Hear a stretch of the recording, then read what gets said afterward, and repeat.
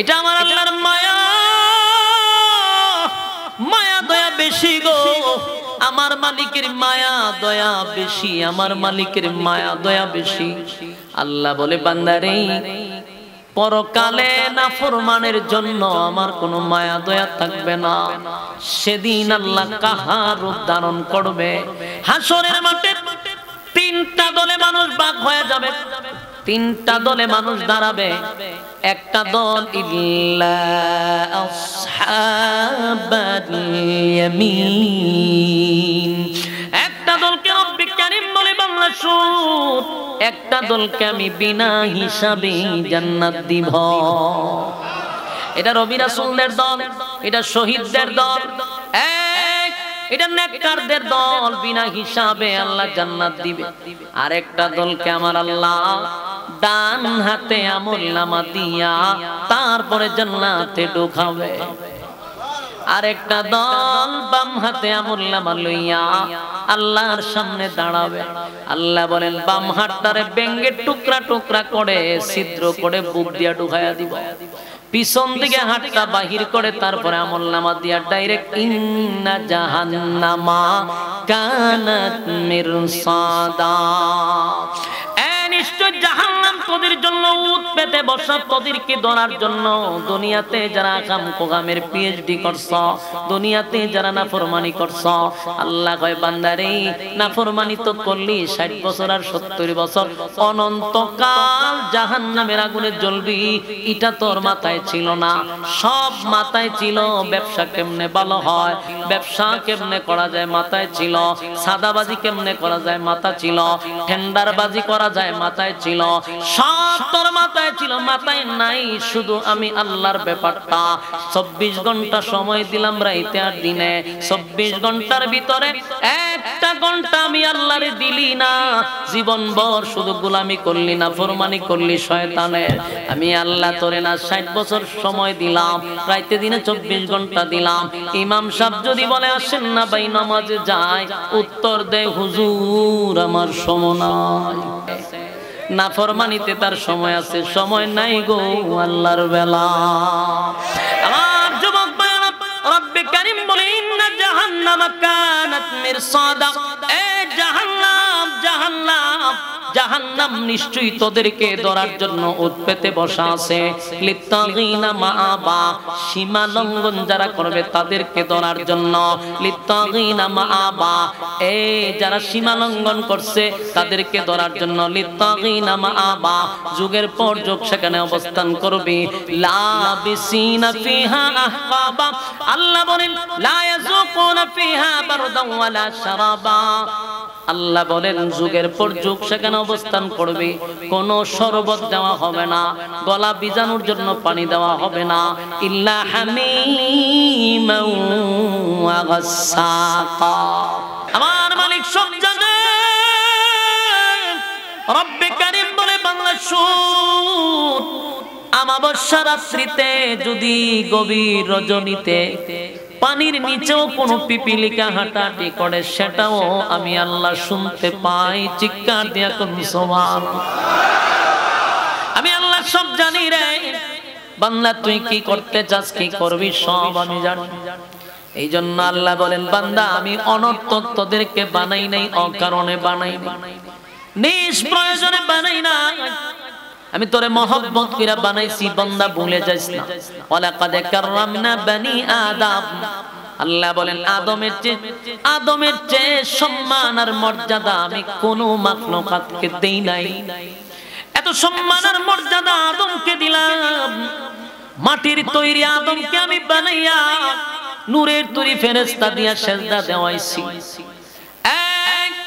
মাটির তৈরি আদমকে বানাইয়া সৃষ্টির শ্রেষ্ঠ উপাধি দিলাম। আমি আসমান বানাইয়া, জমিন বানাইয়া, কুল কায়নাত বানাইছি। কোন একটা সৃষ্টি জগৎকে আমি সৌন্দর্যের স্বীকৃতি দেই নাই। কিন্তু মানুষ তোরে বানাইয়া আমি আল্লাহ একটা দুইটা নয় রে, 4টা কসম করছি। আমি শুধু তোর সৌন্দর্যের বর্ণনা করছি, একটা দুইটা নয়, আমি 4-4টা কসম করছি। চারটা কসম করছি, তিন ফলের কসম, জাইতুন ফলের কসম, ওয়াতুর সিনিনা সিনাই পর্বতের কসম, ওয়াহাজাল বালাদিল আমিন পবিত্র মক্কা নগরীর কসম। চারটা কসম করে আল্লাহ বলেন, লাকাদ খালাকানাল ইনসানা ফি আহসানি তাকওয়িম। রব্বে কারীম বলেন, চারটা কসম করে বলি শুন, মানুষের চেয়ে সুন্দর আমি আল্লাহ কাউরে বানাই নাই। এত সম্মান আর এত মর্যাদা তোরে দিলাম বান্দারে, কোন সৃষ্টি জগৎ আমি হাত লাগাই নাই, তোরে বানাইতে গিয়ে আমি আল্লাহর কুদরতি হাত লাগাইছি। সব সৃষ্টি জগৎ আমি আমার কুদরতি হুকুম দিয়া সৃষ্টি করছি, বলছি হয়ে গেছে, সুবহানাল্লাহ। কিন্তু মানুষ তোরে হুকুম দিয়া বানাই নাই, তোরে 10টা মাস 10 দিন লাগাইয়া আমি বানাইছি, সুবহানাল্লাহ। তোরে বানাইতে 10 মাস 10 দিন সময় লাগাইলাম, এমনি এমনি তোরে বানাই নাই। যুবক ভাইরা আমার, আপনাদের কাছে আমার ওয়াজটা চলতেছে, যারা উঠতি বয়সের যুবক আছেন, আপনাদের কাছে আমার কথাগুলি দিলের কান লাগাইয়া কথাগুলি শ্রবণ করবেন। আল্লাহ বলে, বান্দারে আমি কিন্তু বান্দা তোরে মহব্বত করেই বানাইছি, আমি তোরে আগুনে জ্বালানোর জন্য পোড়ানোর জন্য বানাই নাই। এত সম্মান দিলাম, এত মর্যাদা দিলাম, এত সুন্দর করে বানাইছি, আগুন দিয়া পোড়ানোর জন্য না। এবং সম্মান আর মর্যাদা দিলাম শুধুমাত্র কেবলমাত্র আমার গোলামি করার জন্য, আমার গোলামি করার জন্য। গাছ, নদী, নালা, খাল, বিল, কীট পতঙ্গ, কোন মাখলুককে আল্লাহ ইবাদতের জন্য বানায় নাই, ইবাদতের জন্য বানায় নাই। কিন্তু সমস্ত মাখলুকাত আমার আল্লাহর জিকির করে। এক গাছে আল্লাহর জিকির করে গো, গাছ আল্লাহর জিকির করে রে, মাছে আল্লাহর জিকির করে, নদী আল্লাহর জিকির করে, সাগরে আল্লাহর জিকির করে, সমস্ত মাখলুকাত আল্লাহর জিকির করে। আল্লাহ বলেন, যেদিন পাখির জবান থেকে জিকির বন্ধ হয়ে যায়, পাখির একটা সেকেন্ড তুমি বাঁচতে দেই না। গাছের জবান থেকে জিকির বন্ধ হয়ে গেলে গাছ বাঁচে না। নদীর জবান থেকে জিকির বন্ধ হয়ে নদী মরা নদী হয়ে যায়। আমি অন্যান্য মাখলুকের ক্ষেত্রে শুধুমাত্র আমার জিকির করবে, বেঁচে থাকবে, কিন্তু পাখিরে তো আমার জিকিরের জন্য বানাই নাই, গাছ আমার জিকিরের জন্য বানাই নাই, মাছ জিকিরের জন্য বানাই নাই, নদীর জিকিরের জন্য বানাই নাই। কিন্তু জিকির না করলে দুনিয়ায় থাকার কোনো অধিকার নাই। আর মানুষ তোরে বানাইছি জিকিরের জন্য, তুই জিকির করস না তোরে মারি না, জিকির করস না গজব দিয়া মারি না। এর একটা নাম্বার কারণ হলো মানুষ, তুই সৃষ্টির শ্রেষ্ঠ, আমি তোরে সম্মান দিছি, ইজ্জত দিছি, ইজ্জত দিছি, ইজ্জত দিছি, তোরে আমি সাথে সাথে মারি না, তোরে গজব দিয়া মারি না। কারণ বান্দারে, তুই জিকির করবি তো আমি আল্লাহর জান্নাত পাবি, জিকির করবি না তো জাহান্নামে যাবি। পাখির জন্য জাহান্নাম নাই, গাছের জন্য জাহান্নাম নাই, নদীর জন্য জাহান্নাম নাই, তোর জন্য জাহান্নামও আছে, তোর জন্য জান্নাতও আছে। আর যুবক ভাইরা, পশুরা, চতুষ্পদ জানোয়ারেরা শুধু ভালোটা বুঝে, মন্দ বুঝে না। এরা ভালো মন্দ ভালো বুঝে, খাবার বুঝে, স্বাদ বুঝে, কিন্তু মন্দ বুঝে না। আরেকজনের জায়গা না জিগায় খাওয়া শুরু করে, জানে না, বুঝে না। ফেরেশতারা শুধু ভালোটা বুঝে, খারাপটা বুঝে না। শুধু নেকি বুঝে, গুনাহ বুঝে না। মানুষ রে, তোরে দুটোটা বুঝার আমি আল্লাহ ক্ষমতা দিছি। ভালো বুঝস, মন্দ বুঝস, বিবেচনা কর। ডাইনে গেলে জান্নাত, বামে গেলে জাহান্নাম, কোন দিকে যাবি সিদ্ধান্ত বদলা তোর হাতে ছেড়ে দিলাম। এই যুবক ভাইরা, কথাগুলি দিলের কান লাগায় শুনেন। প্রতি রাত তো ঘুমায়া থাকেন, আর আমি এটাও জানি যুবকরা এত সহজে ঘুমায় না। মোবাইলও টিপতে টিপতে ফজর পর্যন্ত যায়। বাস্তব না বাস্তব? এমন তো ঘুমাইতে সারাদিন খালি টানবেন ফেসবুক, টানতে টানতে তো ফজরে গিয়ে থামবে। তার এখানে বৈশা যদি এই ভোল্টেজ কি খুব কম? হ্যাঁ, অতিরিক্ত ভোল্টেজ কম। আল্লাহ রাব্বুল আলামিন বলেন এই ভোল্টেজ না, যে কারেন্টের ভোল্টেজ খুব কম, যার কারণে কথা বললে এটা ডেবে যায়। কথাগুলি একটু মনোযোগ দিয়ে শুনেন, না বিরক্ত হইতে যান? আমি আপনাদেরকে যে কথাগুলি বলবো লিখে রাখেন, একটা কথাও আমার স্বার্থে বলবো না, আমার ফায়দার জন্য বলবো না। প্রতিটা কথা কারো কাছে হীরার চেয়েও দামি হতে পারে, কারো কাছে আমার কথার কোনো মূল্য নাও থাকতে পারে। যে যেমন তার কাছে কথাগুলি তেমন। কথা হয় না? একবার আল্লাহর হাবিব রাস্তা দিয়ে যাচ্ছিল, আবু জাহেল নবীরে দেইখা বলে, মুহাম্মদ তোমার চেহারা এত বিশ্রী, এত কুৎসিত, তোমার চেহারা এত কুৎসিত কেন? এত আল্লাহর নবী কয় তুমি ঠিকই কইছো। আবার কিছুক্ষণ দূরে যাওয়ার পরে খলিফাতুল মুসলিমিন হযরত আবু বকর নবীর সামনে দাঁড়ায়, হুজুর আপনার চেহারা দেখে আমার পেটের খিদা নিবারণ হয়ে গেছে। এত সুন্দর চেহারা, এত সুন্দর, এত সুন্দর, আল্লাহর জমিনে এত সুন্দর কোন লোক আমি দেখি না। আপনার চেহারার দিকে তাকাইয়া আমি আবু বকরের পেটের খিদা নিবারণ হয়ে যায়। আল্লাহর নবী বললেন তুমি ঠিকই বলছো। পাশে নবীর একজন সাহাবী ছিল, বলে হুজুর আবু জাহেল আপনারে দাঁড় করায়া বলল আপনার চেহারা কুৎসিত, তার দেখলে বমি আসে, আপনি বললেন ঠিক বলছি। আবু বকর বলল আপনার চেহারা সুন্দর, পেটের খিদা তার নিবারণ হয়ে গেছে, আপনি বললেন ঠিকই বলছো। ঘটনা বুঝলাম না। আল্লাহর নবী বলেন যার চোখ যেমন আমারে দেখে এমন।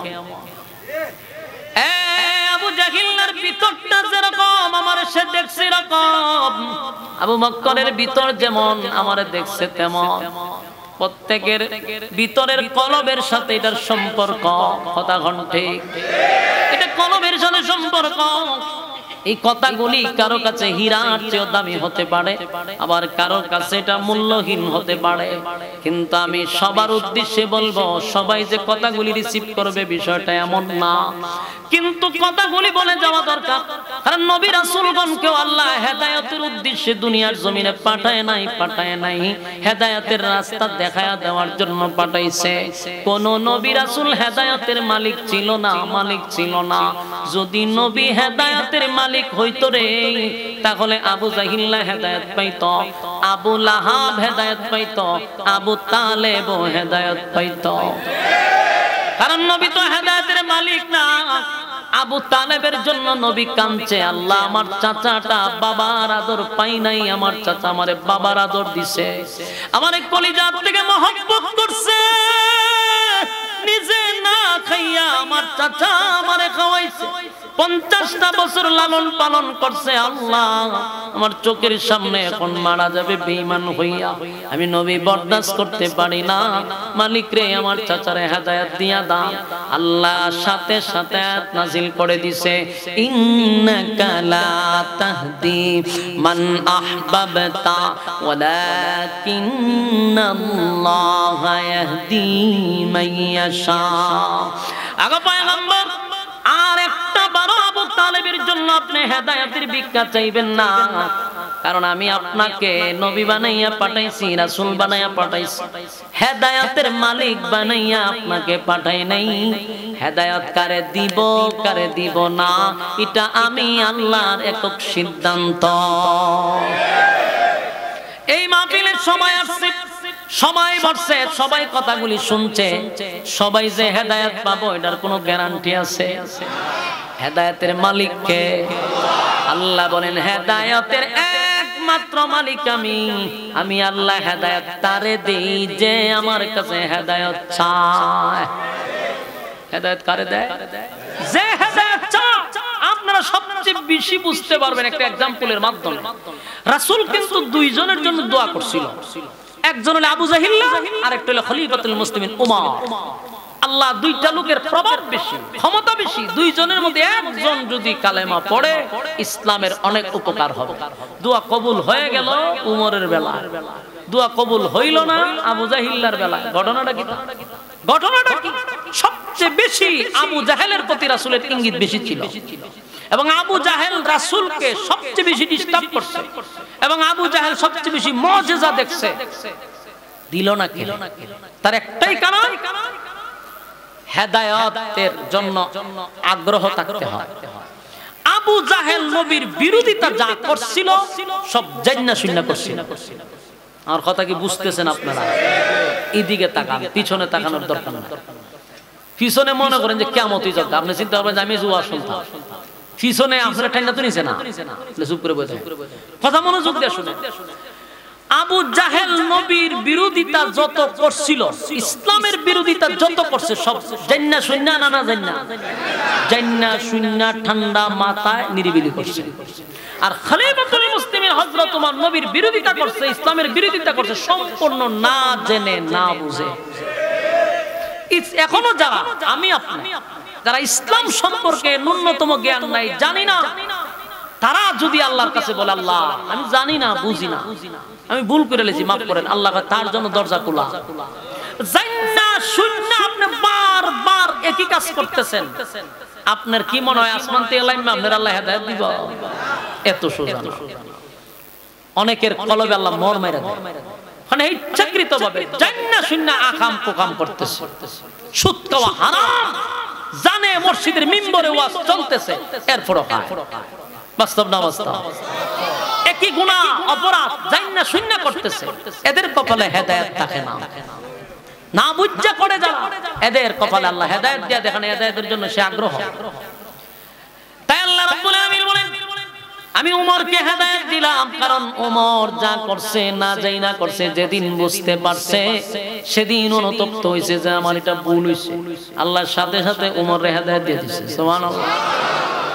যুবক ভাইরা, তাই আপনাদের উদ্দেশ্যে বলবো, কথাগুলি দিলের কান লাগায় শুনেন, বালিশের সঙ্গে মাথা লাগাইয়া আবার বাড়ি থেকে চিন্তা করেন। বলুন আল্লাহ কেন অনর্থক পাঠাইছে? কথা কন, তাহলে কেন পাঠাইল? ইবাদতের জন্য, গোলামির জন্য, গোলামির জন্য অনর্থক বানাই নাই, ও কারণে বানাই নাই।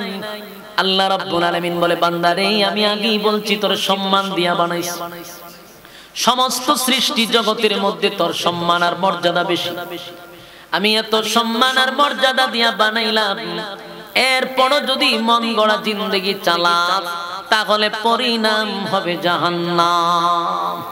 আল্লাহ কি ছেড়ে দিব? আল্লাহ বলে তোরা শুধু আমার দয়া মায়া দেখছস, মালিকের দয়া মায়া দেখছি রে। আমার মালিকের নাম হলো রহমান, মায়া দয়া বেশি।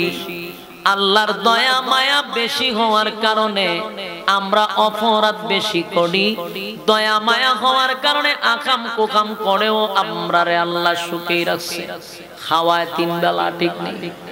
যদি আল্লাহর মায়া দয়া না থাকতো, যেই পরিমাণ আকাম কুকাম আমরা করি, একটা আসার মাইরা জাগাতি মাইরা হলাইতো। কথা ভিন্ন দিন, কিন্তু আল্লাহর মায়া দয়া যে বেশি, আল্লাহর মায়া দয়া বেশি হওয়ার কারণে সকালে যদি কেউ আল্লাহরে গালি দেয়, বিকালে আমার মালিক তার জন্য খাবার রেডি রাখে। এটা আমার আল্লাহর মায়া, মায়া দয়া বেশি গো। আমার মালিকের মায়া দয়া বেশি, আমার মালিকের মায়া দয়া বেশি। আল্লাহ বলে বান্দারে পরকালে নাফরমানের জন্য আমার কোনো মায়া দয়া থাকবে না। সেদিন আল্লাহ কাহার রূপ ধারণ করবে। হাসরের মাঠে তিনটা দলে মানুষ ভাগ হয়ে যাবে, তিনটা দলে মানুষ দাঁড়াবে। একটা দল ইল্লা আসহাবাল ইয়ামিন, একটা দলকে রব্বি কারীম বলে বাংলা সুর, একটা দলকে আমি বিনা হিসাবে জান্নাত দিব। এটা নবী রাসূলদের দল, এটা শহীদদের দল, এটা নেককারদের দল, বিনা হিসাবে আল্লাহ জান্নাত দিবে। আর একটা দলকে আমার আল্লাহ ডান হাতে আমলনামা দিয়া তারপরে জান্নাতে ঢোকাবে। আর একটা দল বাম হাতে আমলনামা লইয়া আল্লাহর সামনে দাঁড়াবে। আল্লাহ বলেন বাম হাতটারে বেঙ্গে টুকরা টুকরা করে ছিদ্র করে বুক দিয়া ঢুকাইয়া দিব, পিছন দিকে হাতটা বাহির করে তারপরে আমলনামা দিয়া ডাইরেক্ট ইন্না জাহান্নামা কানাত মিরসাদা।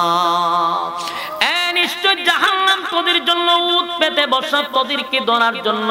দুনিয়াতে যারা কাম কোগামের পিএইচডি করছ, দুনিয়াতে যারা নাফরমানি করছ, আল্লাহ কয় বান্দারে নাফরমানি তো করলি 60 বছর আর 70 বছর, অনন্তকাল জাহান্নামের আগুনে জ্বলবি, এটা তোর মাথায় ছিল না।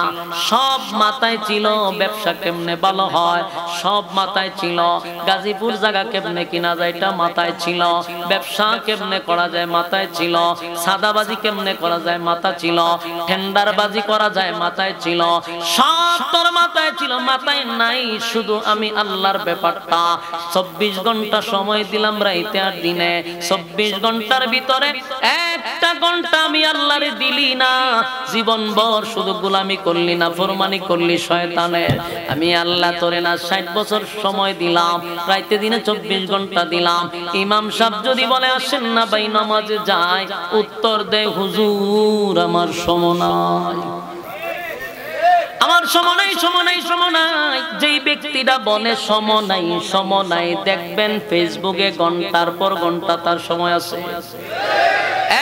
গানের আসরে সময় আছে, এমনকি বিপিএল আইপিএল খেলা শুরু হইলে তার সময় আছে, নাফরমানিতে তার সময় আছে। সময় নাই গো আল্লাহর বেলা। আমার যুবক ভাইরা, রব্বে কারীম বলে ইন্না জাহান্নামা কানাত মিরসাদা, এ জাহান্নাম, জাহান্নাম, জাহান্নাম নিশ্চয়ই তোদেরকে ধরার জন্য উত পেতে বসা আছে। লিত্তাগিনা মাআবা, সীমা লঙ্ঘন যারা করবে তাদেরকে ধরার জন্য। লিত্তাগিনা মাআবা, এই যারা সীমা লঙ্ঘন করছে তাদেরকে ধরার জন্য। লিত্তাগিনা মাআবা, যুগের পর যুগ সেখানে অবস্থান করবে। লাবিসিনা ফিহা আহকাবা, আল্লাহ বলেন লা ইয়াযুকুনা ফিহা বারদান ওয়ালা শারাবা। আল্লাহ বলেন যুগের পর যুগ সেখানে অবস্থান করবে, কোনো শরবত দেওয়া হবে না, গলা ভিজানোর জন্য পানি দেওয়া হবে না। ইল্লা হামিমান ওয়া গাসসাকা, জাহান্নামের ভিতরে রক্তপুঞ্জের পানি দেওয়া হবে। যুবক ভাইরা, মজার একটা বিষয় হলো জান্নাতীরা ডান হাতে আমলনামা লইয়া জান্নাতে যাবে, কিন্তু যখন তার হাতে আমলনামা পাবে খুশিতে লাফাইতে থাকবে, আনন্দে লাফাইতে থাকবে। কথা কি বুঝতেছে? এত আনন্দিত খুশিতে লাফাইতে থাকবে আর বলবে দেখছনি আমি তো জান্নাতের টিকিট পেয়ে গেলাম। খুশিতে লাফাইতে থাকবে। আল্লাহ কয় এত লাফাইস না, এখনো জান্নাতের ভিতরে ঢুকস নাই কেন এত আনন্দিত? আল্লাহ আমরা তো বুঝে ফেলেছি ডান হাতে আমলনামা পাইছি মানে তুমি জান্নাত দিবা। আল্লাহ জান্নাতের গেট খুলে দিবে, বান্দা জান্নাতের ভিতরে ঢুকবে, ঢুকে আরো আনন্দিত লাফাইতে থাকবে আর বলবে মালিক দুনিয়াতে খালি ওয়াজ নসিহত শুনতাম, যতটুক শুনছি তার 3 ভাগের আলোচনা শুনছি, 97 গুণ আমরা বোনাস পাইছি। সুবহানাল্লাহ। এত নিয়ামত, এত নিয়ামত। জান্নাতের ভিতরে ঢোকার পর আল্লাহ প্রথম একটা ঘোষণা দিবে, বান্দারে প্রথম নাম্বার পুরস্কারটা শোন। 1 নাম্বার পুরস্কার হলো আর কোনদিন তুই মরবি না। দুনিয়াতে মরণ আছে রে। আমেরিকার প্রেসিডেন্ট যদি হয়ে যায়, এই যে এখন ডোনাল্ড ট্রাম্প, এর আগে ট্রাম্প ছিল, এখন আবার ট্রাম্প আইছে, ট্রাম্প গেছে, ট্রাম্প আইছে। এই ট্রাম্প আইছে, আমেরিকার প্রেসিডেন্ট যদি হয়, বলুন ট্রাম্পের মরণ আছে না নাই? যদিও আমেরিকার প্রেসিডেন্ট মানে গোটা পৃথিবীর তার মধ্যে রাজত্ব চলে, কিন্তু এই ট্রাম্পেরও মরণ আছে না নাই? তাহলে এত বড় রাজত্ব পাইয়া কি লাভ রে? মরণ আছে, পিছনে মালাকুল মউত আজরাইল দাঁড়ায় আছে, টাইম ধরে রাখছে, কোন সময় টাইম এবার তাবাদা ধরে লাগবে। তাহলে যতই রাজত্ব পায় শান্তি নাই, কারণ মরণ আছে। আল্লাহ কয় জান্নাতের ভিতরে এত বড় রাজত্ব দিব গো, এত বড় রাজত্ব দিব রে বান্দা শুন, আর কোনদিন তুই মরবি না, মরবি না, মরবি না। মরণ নাই, মরণ নাই, জান্নাতের ভিতরে মরণ নাই। এ যুবক ভাই, দুই নাম্বার কথা হলো দুনিয়াতে আমরা যত বড় বাদশাহী পাই, যত বড় রাজত্ব পাই, যেমন আমার দেশের প্রধানমন্ত্রী ছিল শেখ হাসিনা আম্মাজান, ঠিক নেই? আম্মাজান দেশের একজন প্রধানমন্ত্রী থাকার পরেও বয়স কি আম্মাজানের কম ছিল না বেশি ছিল? প্রায় 75 বয়স প্লাস। এই বয়সে আর তাকে কি, এই বয়স আর চলে কি? এমনি তো টেম্পার নাই, কিন্তু এর পরেও ভিতরে আনন্দ নাই। যতই বলেন রাজত্ব পাইছে ঠিক, কিন্তু শরীর দিয়া কিছুই নাই, শক্তি নাই। যদিও দেখেন খুব সাজগুজ কইরা বসে, ভিতরে এদের শান্তি নাই। মনে মনে হয়তো বা বলে রাজত্ব পাইলাম, যদি যৌবন কালে পাইতাম রে তাহলে দেখাইতাম। কথা হয় না? বুড়া খালাই যে কীর্তি দেখায় গেছে, যদি জোয়ান থাকতো মাগদমা হুতায় আলাই তো কুবা শামসুর মতো। বুড়া খালাই যে পাওয়ার দেখাইছে, আল্লাহ কয় বান্দারে কোনো না কোনো দিকে আমি তোরে দুর্বল রাখি। কোন দিক দিয়ে মানুষ 5 দিকে হয় না, কথা হয় না? কেউ যদি সুন্দর থাকে তাহলে লোকটা খাটো থাকে, যদি কেউ খাটো থাকে তাহলে লোকটা দেখবেন আরো সমস্যা থাকে। কালো হইলে আবার লম্বা থাকে, লম্বা হইলে কালো থাকে। এই যে একটা মানে কোন দিক দিয়ে সে মিলাইতে পারে।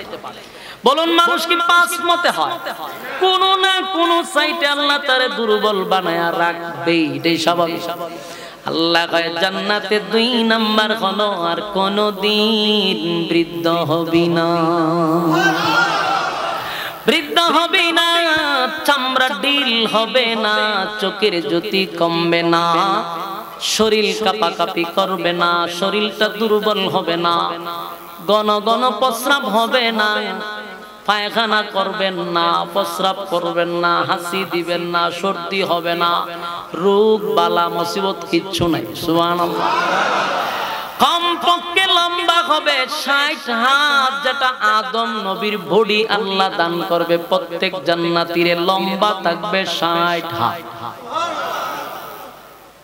60 হাত যদি লম্বা হয়, চিন্তা করছেন বুকটা কতটুকু ফাঁস থাকবে, বেটাটা কি তা? সুবহানাল্লাহ। এ রব্বে কারীম বলে শুধু তাই নয়, আমি আল্লাহ জান্নাতের ভিতরে খালি লম্বাই বানাবো না, চেহারার সৌন্দর্য আমি বাড়ায়া দিব। ইউসুফ নবীর চেহারা আল্লাহ প্রত্যেকটা জান্নাতীকে দান করবে।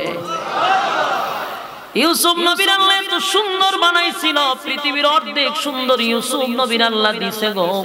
সেই ইউসুফ নবীর সৌন্দর্য জান্নাতীরে দিবে। এরপরে মানুষের কত আফসোস দুনিয়াতে ছিল রে, ওই আফসোস কারো পুরা হয় না। কালো মানুষ জীবনভর যদি ক্রিম লাগায় পাউডার লাগায়, কোনদিন সুন্দর হইব? কালো মানুষ কোনদিন সুন্দর হয়? মনে মনে আফসোস থাকে, হায় রে আমি যদি সুন্দর হইতাম, কোনদিন আশা পুরা হবে না। খানায় খাবার সামনে যদি বৈশা কয় আল্লাহ আপনি আমারে দলা বানায়া দেন, কবুল হইব? কারণ এটা কবুল হওয়ার বিষয় না। যদি কালো মানুষ সুন্দর হইতো, বেলাল সুন্দর হয়ে যেত, কথা হয় না? কালো মানুষ সুন্দর হয় না, আফসোস থেকে যায়, আফসোস থেকে যায়। আল্লাহ কয় জান্নাতের ভিতরে সুন্দর বানায়া দিব। মানুষের দুনিয়াতে কণ্ঠের আফসোস থাকে, কিন্তু সবার কণ্ঠ একরকম হয় না। আল্লাহ কয় জান্নাতের ভিতরে দাউদ নবীর মতো কণ্ঠটা দিয়া দিব। দাউদ নবীর একটা কণ্ঠ থেকে 70 রকম আওয়াজ বাহির হইবে গো। 1-2 রকম আওয়াজ না, 70 রকম আওয়াজ বাহির হবে। এটা এমন কণ্ঠ, সুবহানাল্লাহ। দিবে আল্লাহ, সব দিবে। চেহারা সুন্দর, কণ্ঠ সুন্দর, বডিটা বালা, সব দিবে। এমনকি চরিত্রটাও ভালো করে দিবে। কারণ সব বালা যদি চরিত্র বালা না হয়, জান্নাতের ভিতরে গিয়েও গন্ডগোল লাগায় দিবে। যদি এটা বাঙালি হয়, আরেকজনের হুরু গিলমান টাইনা নিয়ে দরজা লাগাই লিব। এইজন্য আল্লাহ কয় আমি চরিত্র বালা কইরা তারপরে জান্নাতে ঢুকাবো। আল্লাহ বলেন ওয়া ইন্নাকা লা'আলা খুলুকিন আযীম।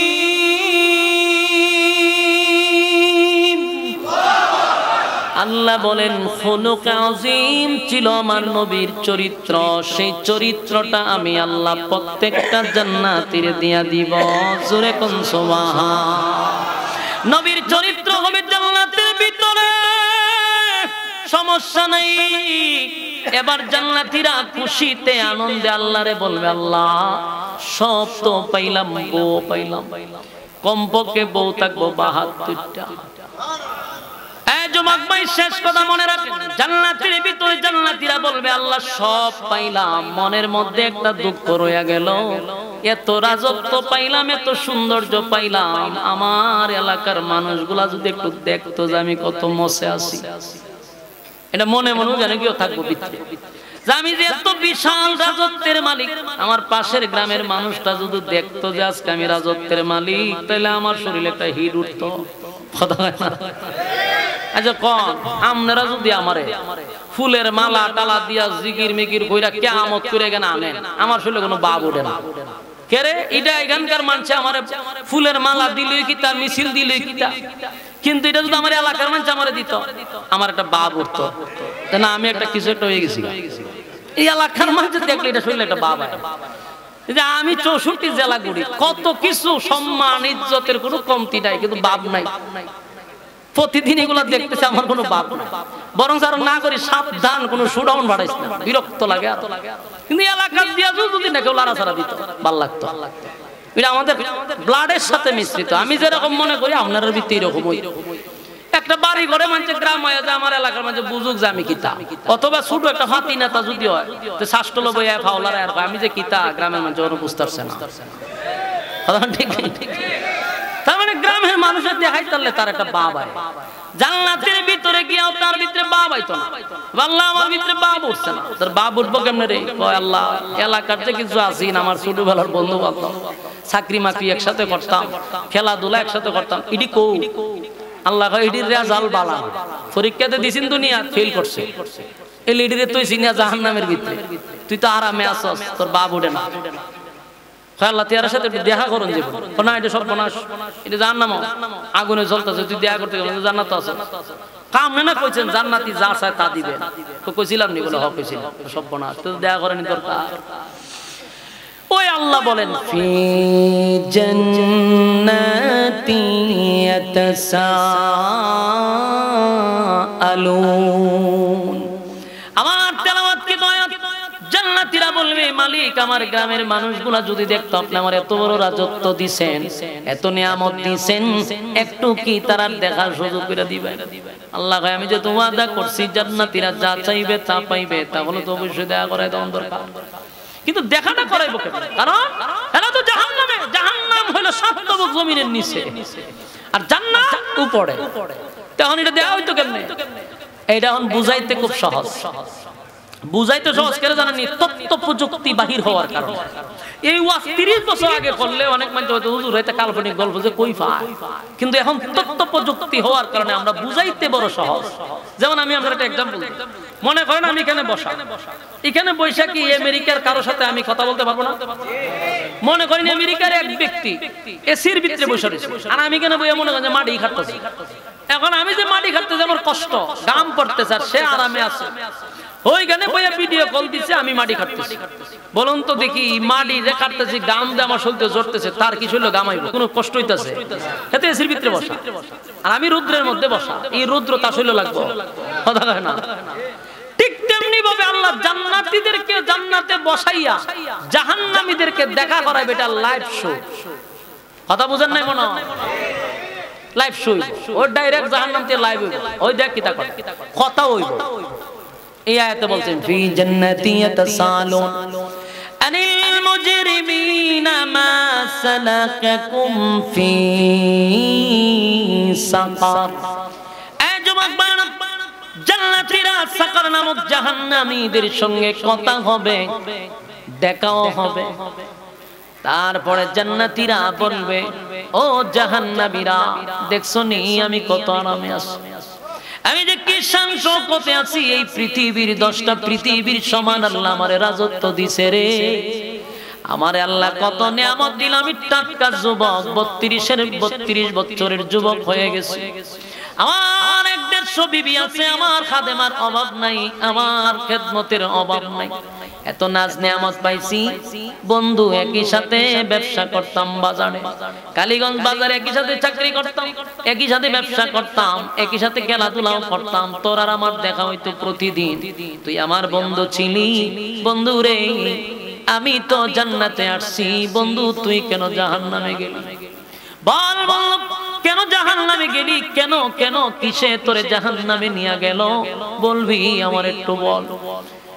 যুবক ভাইরা, আলোচনার শেষ প্রান্তে শুধু 4টা কর্মসূচির কথা ইয়াদ আসেনি।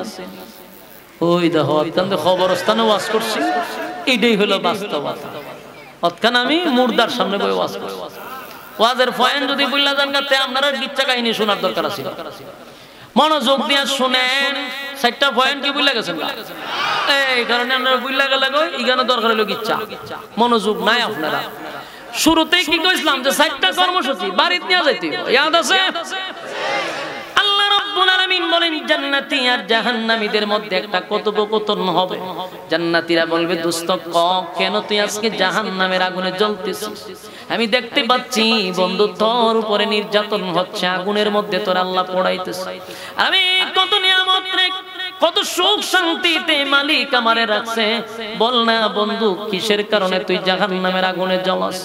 ওই জাহান্নামীরা জাহান্নামে আসা 4টা কারণ বর্ণনা করবে। জোরে কোন কয়টা?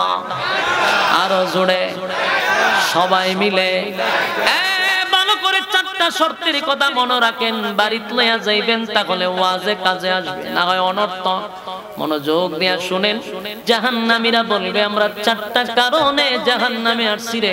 এই 4টা কারণ যদি আপনার মধ্যে থাকে, আপনিও নিজে নিজে চিন্তা করেন যে আপনি জাহান্নামী। আমার কথা কি বুঝতেছেন? 4টা কারণ যদি আমার মধ্যে থাকে আমিও জাহান্নামী, 4টা কারণ যদি আপনার মধ্যে থাকে আপনিও জাহান্নামী। তাহলে আজকের আলোচনা থেকে মনে মনে তওবা করব, যাদের মধ্যে কারণ একটাও থাকবে এরাও জাহান্নাম থেকে বাঁচতে পারবে না। তাই আজকে এখান থেকে ওয়াদা করবেন 4টার মধ্যে যদি একটাও থাকে মনে মনে কইবেন আল্লাহ এই 4টার মধ্যে একটা আমার মধ্যে আছে, লোক শরমে আমি আপনার কাছে তওবা করি, আর কোনোদিন এমন কাজ আমার দ্বারায় হবে না।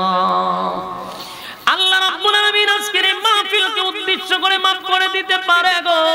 তাই আপনাদের উদ্দেশ্যে বলি, জাহান্নামীরা বলবে 1 নাম্বার কারণ হলো ক্বালু লাম নাকু মিনাল মুসাল্লিন।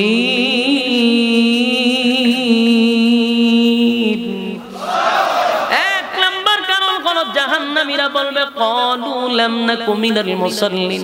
বন্ধুরে দুনিয়াতে একই সাথে চলতাম, একই সাথে খেলতাম, একই সাথে চাকরি করতাম, একই সাথে ব্যবসা করতাম, কিন্তু মসজিদের মুয়াজ্জিন যখন আযানটা দিত আমি দেখতাম তুমি দৌড়াইয়া মসজিদে চলে যাইতা, নামাজের মধ্যে শরীক হয়ে যাইতা, আমি মসজিদে যাইতাম না। ক্বালু লাম নাকু মিনাল মুসাল্লিন। তুমি দুনিয়ার জমিনে মুসল্লি ছিলা, আমি মুসল্লি ছিলাম না। তাই জাহান্নামে আসার 1 নাম্বার কারণ কি না পড়া। আরো জোরে আরো জোরে। 1 নাম্বার কারণ হলো নামাজ। জাহান্নামে আসার 1 নাম্বার কারণ হলো নামাজ। এই প্যান্ডেলের ভিতরে, প্যান্ডেলের বাহিরে এই রোগে আক্রান্ত আছে না নাই?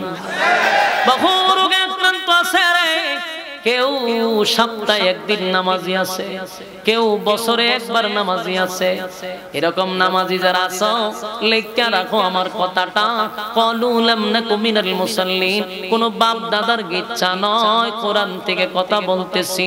জাহান্নামে যাওয়ার 1 নাম্বার কারণ হলো নামাজ। ক্বালু লাম নাকু মিনাল মুসাল্লিন। নামাজ হলো সমস্ত ইবাদতের মা। নামাজ নাই যত বড় দানবীর হন, নামাজ নাই যত বড় সমাজসেবী হন, 4 পয়সার দাম আল্লাহর কাছে নাই। এইজন্য 1 নাম্বার হলো নামাজ। নবীজির শেষ বিদায়ের বেলায়ও কিন্তু নামাজই বলছে। জীবনের শেষ বিদায়ের সময় নামাজের কথা বলছে গো। স্ত্রীর কথা বলে নাই, সন্তানের কথা বলে নাই, হাসাইন হুসাইন রাদিয়াল্লাহু তাআলা আনহুর কথা বলে নাই। বারবার বলছে আসসালাত আসসালাত সুবহানাল্লাহ। আল্লাহর নবী মালাকুল মাউত আজরাইল নবীর পাশে বসায়ার পড়ো বারবার বলছে উম্মতেরা রে নামাজটা ছাড়বি না। জীবনের শেষ দৃশ্য নবী নামাজ দেখা গেছে সুবহানাল্লাহ। যেদিন নবী অসুস্থ মসজিদে নববীর মধ্যে উঠতে পারে না, বসতে পারে না, সাহাবীরা নবীর অপেক্ষায় যেদিন নামাজ শুরু করে দিছিল গোটা মসজিদে নববীর মধ্যে কান্নার রুল পড়ে গেছে, কান্নার রুল পড়ে গেছে। কারণ নবীর জায়গায় আবু বকর দাঁড়ায়া গেছে গো, দাঁড়াইয়া নামাজ শুরু করে দিছে। সাহাবীরা বুঝতে পারছে যেই জায়গায় নবী দাঁড়াইয়া নামাজ পড়ে রে সেই জায়গায় আবু বকর দাঁড়ায়া গেছে। আর বুঝার বাকি নাই আমার নবী কোনদিন মসজিদে নববীতে আর ইমামতি করবে না। কান্নার রোল পড়ে গেল। নবীজি হুঁশ ফিরার পরে আম্মা জান আয়েশাকে বলেন, আয়েশা গো কিসের কান্না? বলে বাবা জান। আয়েশাকে বলে ফাতেমাও বসা ছিল। আয়েশা বলে নবী গো আপনার অপেক্ষায় সাহাবীরা নামাজের অপেক্ষায় আমার আব্বার ইমামতিতে নামাজ শুরু হয়ে গেছে। আমার আব্বা ইমামতি করে গো নবী। তাই সাহাবীরা বুঝতে পারছে আপনি নবী আর কোনোদিন মসজিদে নববীতে দাঁড়াবেন না। তাই নামাজের মধ্যে কান্নার রুল পড়ে গেছে। নামাজরত অবস্থায় নবী বলেন আমার একটু দৃশ্যটা দেখায় দাও। নবীর শরীরটা নিয়ে উঠতে পারে না, বুকে ব্যথা, শরীরে প্রচন্ড জ্বর, কোন রকম চেহারাটা মসজিদে নববীর দিকে দৌড়ায় রাখছে। নবীজি তাকায়া দেখে আবু বকরের ইমামতিতে সাহাবীরা নামাজে দাঁড়াইছে। নবীর চোখ দিয়ে পানি পড়ে, টপ টপ করে নবীর মুক্তার মতো নবীর চেহারা দিয়া চোখের পানিগুলো পড়তেছিল। আম্মা জান আয়েশা বলে নবী গো কেন গো নবী আপনি কান্দেন? আমার আব্বা নামাজ পড়ায় এইজন্য বুঝি কান্দেন? আল্লাহর নবী বলেন আয়েশা রে সব কান্না দুঃখের কান্না নয় গো আয়েশা, সব কান্না দুঃখের কান্না নয়। আজকের চোখের পানি আমার আনন্দের পানি। এই নামাজের জন্য তায়েফের ময়দানে রক্তাক্ত হইছে। নামাজের দাওয়াত দিতে গিয়ে আয়েশা আমার শরীরে এমন কোন জায়গা নাই যেখানে পাথরের আঘাত পড়ে নাই। এই নামাজের দাওয়াত দিতে গিয়া বেঈমানরা আমার গলার মধ্যে রশি লাগাইছে। আমি সেজদায় গেলে আমার পিঠের উপরে উটের নারী বড়ি পালায়া দিছে। আমারে কত নির্যাতন করলো। এই নামাজের জন্য কত সাহাবী শাহাদাত বরণ করছে। আজকে আমি চলে গেলেও আমার মনে কোনো দুঃখ নাই, কারণ আমার চোখের সামনে বিশাল একটা জামাত আমি দেখতেছি। আমার 23 বছরের মেহনতের দ্বারা আজকে আমার চোখের সামনে তৃপ্তির একটা হাসি আমি দিতে পারলাম। এত সুন্দর জামাতের সহিত আমার সাহাবীরা মিলে মহব্বতে নামাজ পড়তেছে, এর থেকে বড় আনন্দ আমি নবীর আর কি হতে পারে? নবী আবার সরে গেলেন, চোখ দিয়া নবীর পানি পড়তেছে। আমার যুবক ভাইয়েরা মালাকুল মাউত আজরাইল নবীর পাশে তখন বসা, জিবরাইল আলাইহিস সালাতু ওয়াস সালাম নবীর পাশে তখন বসা। নবী রফিকে আলার কাছে রওনা দিবে, এই মুহূর্তে নবী দৃশ্যটা দেখল। এবার নবী যখন বিদায় হয়ে যাবে তখনও বলছে উম্মতেরা রে নামাজ ছাড়বি না। নামাজ হলো সমস্ত ইবাদতের মা। এই নামাজ কিন্তু হাসরের মাঠে সর্বপ্রথম যে হিসাবটা নেবে এই হিসাবটাই হলো নামাজে আউয়ালু মা ইউহাসাবু বিহিল আবদু ইয়াউমাল কিয়ামাতিস সালাহ। আমার যুবক ভাইরা, তাহলে জাহান্নামীরা বলবে আমরা এক নাম্বার হলো জাহান্নামে আসার কারণ হলো আমরা দুনিয়াতে মুসল্লি ছিলাম না, দুই নাম্বার হলো ওয়ালাম নাকুনু তুইমুল মিসকিন। দুই নাম্বার হলো ওয়ালাম নাকুনু তুইমুল মিসকিন, দুনিয়াতে আমরা মিসকিনের খাবার দিতাম না, অসহায় দরিদ্র মানুষের পাশে দাঁড়াইতাম না, নিজে খাইয়া পেট ফুলাইয়া ঘুমাইতাম, পাশের বাড়ির মানুষটা না খাইয়া ঘুমাইতো, একবারও খবর নিতাম না, নিজে সুবহানাল্লাহর তাসবিহ পড়তে পড়তে খতম দিয়া ঘুমাইতাম। হাজী সাহেব নাম দিলাম, টাকা পয়সার অভাব ছিল না, কোটি কোটি কোটি কোটি টাকার মালিক ছিলাম রে, আমার কোনো জিনিসের অভাব ছিল না। আমি আমার সম্পদের পাহাড় করছি, সব সম্পদ দুনিয়ায় রেখে আসছি, আমার সন্তান করে আমার সম্পদটাও অবৈধ কাজে ব্যয় করছে, একটা টাকাও আমার জন্য আল্লাহর রাস্তায় আমার ছেলে সন্তান দান করে নাই। আমি দুনিয়ায় থাকতে গরিব গুরার পাশে দাঁড়াই নাই, মিসকিনদের খাবার দেই নাই। ওয়ালাম নাকুনু তুইমুল মিসকিন, দুই নাম্বার অপরাধটা আমার ছিল, অসহায় দরিদ্রদের পাশে দাঁড়াই নাই, বরং অসহায় দরিদ্রের মাল পাইলে এটা আরো নিজের মাল মনে করে খাইতাম। বলুন এমন রোগে আক্রান্ত আছে না নাই? বলুন, হক কথাটা জুড়ে বললে কোনো অসুবিধা আছে? এমন রোগে আক্রান্ত এই সমাজে আসেনি?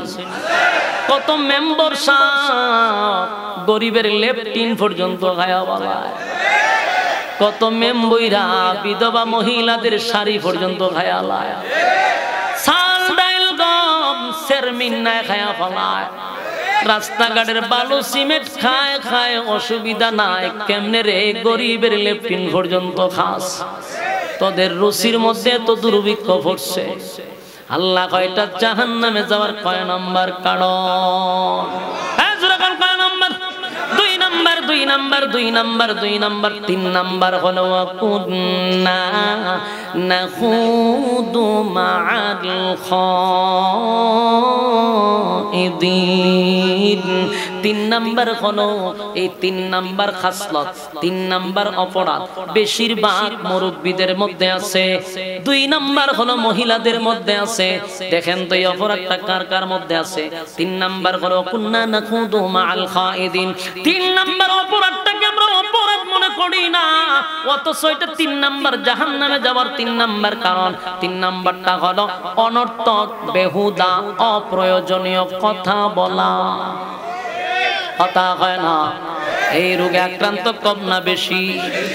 অনর্থক অনর্থক বেহুদা বেহুদা অপ্রয়োজনীয় কথা বলা। দোকানে বসে এক কাপ চা খাইব, যত এলাকার যত কথা আছে সবের কাছে পাওয়া যায়।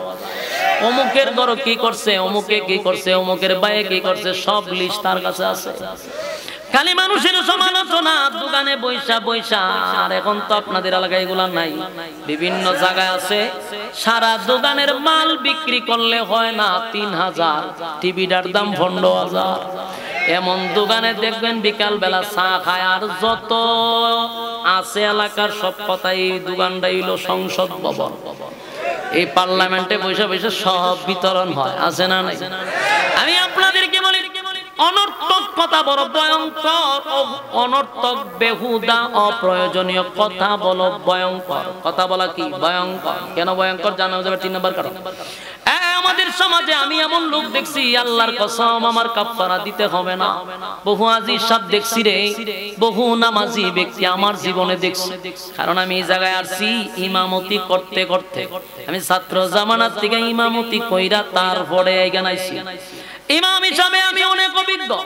মুসল্লিদের ব্যাপারে মুসল্লি কত প্রকার ও কি কি উদাহরণ স্বরূপ কইতে পারবো। এই জগৎ আমি খাই আইছি।